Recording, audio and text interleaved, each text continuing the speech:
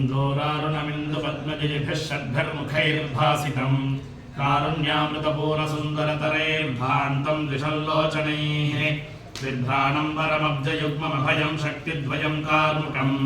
खड्गम् चर्मपृषत्मङ्कुशगदे वल्लीशमीक्षे हृदि ॐ नमो भगवते महासेनाय महावीर्याय महातेजसे गिरिशाङ्गोपवेशिने गिरिसुतावात्सल्यपात्राय मुनिजनमहनीयाय मन्मनोरथपूरणाय कल्याणगुणनिलयाय कमलापतिभागनेयाय कमलाक्षाय कमलभववन्दिताय खड्गचर्मेश्वासधारिणे खस्थाय खतुल्याय खरूपिणे गतिमताम्बराय गमनजितगजाय गतिप्रदाय गाणाराधिताय गोब्राह्मणहितकराय नाकप्रदाय नारायणाराधिताय नारदतुम्बुरविश्वावसुप्रभृतिवरवीणानादविनोदिताय सर्वलोकपित्रे सर्वलोकमात्रे सर्वलोकपात्रे सर्वलोकसुहृदे सर्वमुनिजनसत्त्वपूर्णमनोनिवासशीलाय सर्वज्ञाय समदृष्टये समाभ्यधिकवर्जिताय देवाय देवदेवाय देवासुरवन्दितपदाय देवसेनापतये देवसेनारक्षणतत्पराय दिव्यभूतये दिव्यविभूतये हरिचन्दनसमाय हरिचन्दनचर्चिताय हरिहरालिङ्गिताङ्गाय वरदाय वल्लीकामुकाय वासवादिविबुधवरवन्दिताय वरेण्याय वीराय विघ्नाधिपतिसहजाय व्याधरूपाय व्याधिनिवारकाय व्याधिपक्षाय वियद्गङ्गाभिषिक्ताय विविधायुधधारिणे विक्षोभितारादिबलाय वीरबाहुवीरकेसरिविशाखादिरूपधारिणे मान्याय मानितमुनिजनाय मारितारातये मातरिश्वसमजवाय मातङ्गरथवादिपदातिनयनाय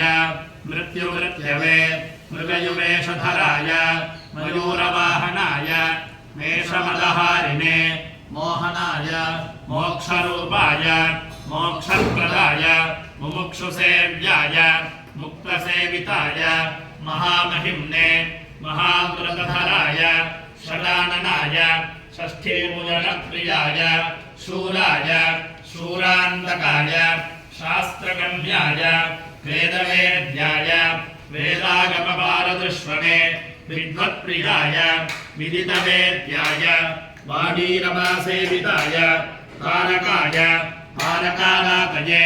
तारकाधिपतेजस्मिताय करुणानिधये करणादिवर्जितस्वरूपाय कलिदोषहराय कलितनतशुभाय क्रौञ्चधारणाय गङ्गासुताय गरुडासनवल्लभाय शरवणभवाय नमः सुब्रह्मण्याय नमः कार्तिकेयाय नमः स्कन्धाय नमः सेनान्ये नमोऽग्निभवाय नमो गुहाय नमो गुरवे नमः शिवस्वामिने नमोऽक्षराय नमोऽक्षरमूर्तये नमः शक्तिधराय नमश्चापवानासिधारिणे नमोऽन्तकाय नमोऽन्तकान्तकसुताय नमस्तेजस्विने नमो हि बिम्बानुग्रहपराय नमो हि रूपधराय मां रक्ष रक्ष वृषप्रिय वृषारूढ वृष्णिवरसम्मानित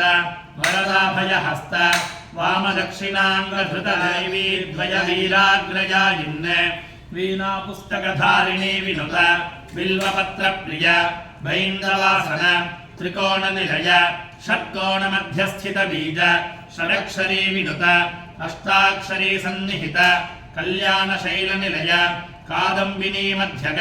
शिवगुरो शिवार्पणनिरत शिवङ्कर श्रीपदाम्बुज श्रेयस्कर नमन अचक्षुरश्रवोपादाकर द्रष्टश्रोतरजङ्घालगृहीतः सत्यरूप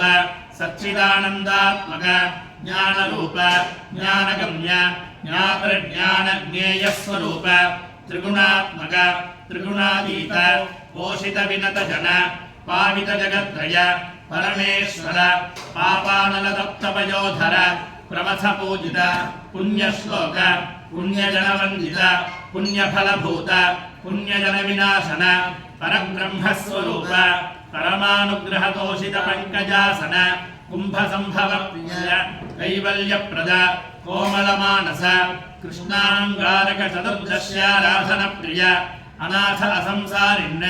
प्रवर्तित संसार चक्र नित्यमुक्त नित्यशुद्ध नित्यबुद्ध निरवद्य निराश्रय निराकृते मायासृष्टभुवनत्रय मायातीतमात्रप्रिय बालरूप बालग्रहाधिप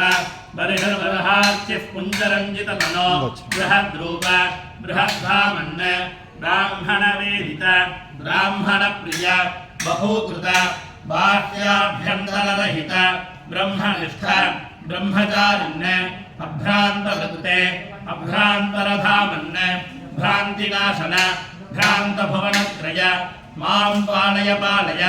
तमसि निर्जने पथिकान्तारेत सञ्चरन्तम् सरीसृपचोरदंष्ट्रिभ्यो रक्ष रक्ष अपथ प्रवृत्तेर्निवारय निवारय नदी तटाकसमुद्रादिषु मज्जन्तं मामुद्धरोद्धर वृक्षसौधादिभ्यः पतन्तमवलम्ब स्वावलम्बस्व अथनताधमर्णताभ्यां सीदन्तं मां कौबेरीमपि श्रियमुपहसन्तीं संसम्पन्नमर्पयित्वा श्वासय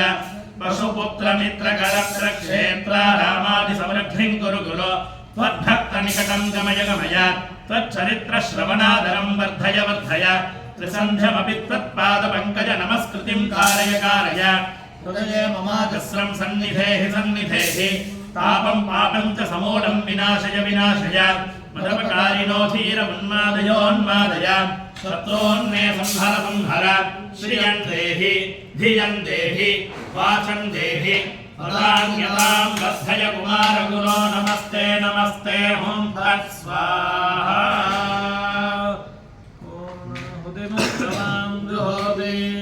सर्वं वै पूर्णाहुतिः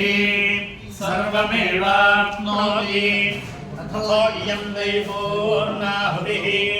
अस्यामेव प्रतिष्ठति देवदेवोत्तमाय देवता सार्वभौमाय अखिलाण्डकोटिब्रह्माण्डनायकाय पञ्चकृत्यपरायणाय पञ्चब्रह्मस्वरूपिणे श्रीवल्लीदेवसेना समेत सुब्रह्मण्य स्वामिने नमः गन्धपुष्पाक्षतकुङ्कुमफलताम्बूलसहिता महापूर्णाहुतिं समर्पयामि नमः स्वाहा वल्लीदेवसेना समेताय सुब्रह्मण्य स्वामिन इदं नमः